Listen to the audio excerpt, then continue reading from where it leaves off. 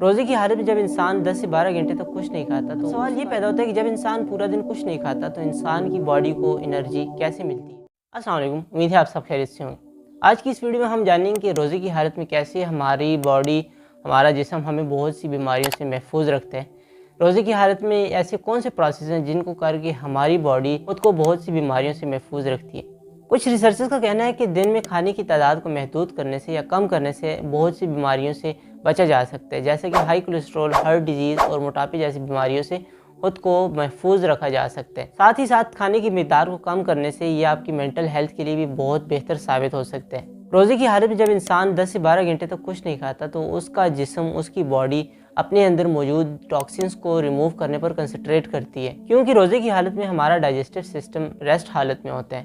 Nutritionist کہتے ہیں کہ روزہ ہماری گٹس یعنی آنتوں کو صاف اور مضبوط بناتا ہے۔ آٹوفیجی کے پروسیس سے سیلز خود کو خود صاف کرتے ہیں اور ساتھ ہی ساتھ اپنے اندر موجود ڈینجرس اور ڈیمیجز سیل پارٹیکلز کو ریموو کرتے ہیں۔ اصل میں آٹوفیجی ایک ایسا پروسیس جس میں ہماری باڈی اپنے اندر موجود ڈیمیج سیل کو دوبارہ ری یوز کرتی ہے۔ ہمارے سیل بہت سے ملٹیپل پارٹ سے مل کر بنے ہوتے ہیں اور یہ ملٹیپل پارٹ بہت سے فنکشننگ کرتے ہیں، اور جب وقت کے ساتھ ساتھ یہ ملٹیپل پارٹ فنکشننگ چھوڑ دیتے ہیں تو یہ خراب ہو جاتے ہیں۔ روزے کی حالت میں ہمارے دماغ میں BDNF یعنی برین ڈیرائیوڈ نیوروٹرافک فیکٹر ریلیز ہوتے ہیں۔ یہ برین سیلز کو پروٹیکٹ کرتے ہیں اور ڈپریشن اور انگزائٹی اور ڈائمنشیا کے رسک کو کم کرتے ہیں۔ ڈائمنشیا کوئی خاص قسم کی بیماری نہیں ہے، بلکہ یہ انسان کی سوچنے کی، فیصلہ کرنے کی صلاحیت ہے۔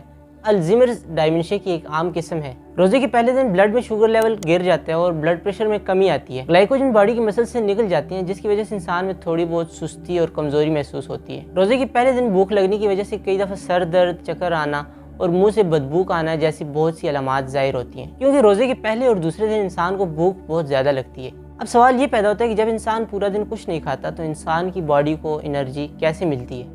روزے کی حالت میں جب ہم کھانا پینا بند کر دیتے ہیں تو ہماری باڈی کو گلوکوز تک رسائی نہیں ہوتی، اس صورت میں سیلز انرجی پروڈیوس کرنے کے لیے بہت سے اور ذرائع کا استعمال کرتی ہیں اور باقی کئی مٹیریلز کا سہارا لینے پر مجبور ہو جاتے ہیں۔ اس نتیجے میں کیا ہوتا ہے کہ باڈی خود ہی شوگر پروڈیوس کرنا شروع کر دیتی ہے۔ لیور یعنی جگر ہماری باڈی میں نان کاربوہائیڈریٹ مٹیریلز کو گلوکوز انرجی میں تبدیل کر کے ہماری باڈی کو انرجی فراہم کرتے ہیں۔ سحری کے دوران استعمال ہونے والی پروٹینز ہماری باڈی کو 12 گھنٹے تک مدد فراہم کرتی ہیں۔ کیٹوسس ایک ایسا پروسیس ہے جو ہماری باڈی کے اندر سٹورڈ فیٹس کو بنیادی طاقت کے سورس کے طور پر چلاتا ہے۔ یہ ویٹ لاس اور شوگر لیول کو مینٹین رکھنے کا بہترین طریقہ ہے۔ اس دوران ہماری باڈی پانی کو سٹور نہیں کرتی اور کڈنی یورین کی صورت میں ضائع ہونے والے پانی کی مقدار کو کم کر کے اس کو محفوظ کرتی ہے۔ جو لوگ کیفین والی ڈرنکس استعمال کرتے ہیں جیسے کہ چائے اور کافی وغیرہ، ان کو شروع کی دنوں میں بہت تکلیف ہوتی ہے۔ روزے کے دوران کیفین کی کمی کی وجہ سے کئی دفعہ ان کو سر درد یا تھکاوٹ محسوس ہوتی ہے۔ جو لوگ اسموکنگ کے عادی ہوتے ہیں ان کے لیے اس سے بھی زیادہ بڑا مسئلہ ہوتا ہے۔ انہیں پہلے اور دوسرے روزے میں چڑچڑاپن محسوس ہوتا ہے اور غصہ آنے لگتا ہے۔ جو لوگ اسموکنگ کے عادی ہوتے ہیں روزے کے پہلے اور دوسرے دن ان میں چڑچڑاپن اور غصہ دیکھنے کو ملتا ہے، لیکن افطاری کے بعد سگریٹ پینے سے ان کا یہ غصہ اور چڑچڑاپن کنٹرول ہو جاتا ہے، نارمل ہو جاتا ہے۔ اگر کوئی اسموکنگ کی اس عادت کو چھوڑنا چاہتا ہے تو رمضان کا مہینہ اس کے لیے سب سے بہتر مہینہ ہوتا ہے، کیونکہ اس میں 3 دن پریکٹس کرنے سے اس عادت کو ختم کیا جا سکتا ہے۔ لیکن اس صورت میں آپ کو بہت سی چیزوں کا سامنا کرنا پڑے گا۔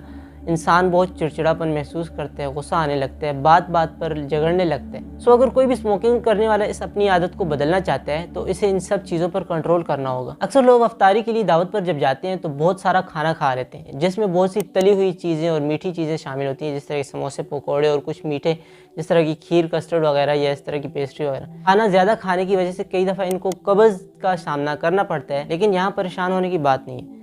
افطاری کے بعد کچھ دیر تک چہل قدمی کرنا آپ کے اس قبض کو کم کر سکتے ہیں۔ امید کرتا ہوں کہ یہ ویڈیو انٹرسٹنگ لگی ہو۔ اگر آپ کو کچھ نیا سیکھنے ملا ہو تو شیئر کر دیں۔ ملتے ہیں اگلی ویڈیو میں۔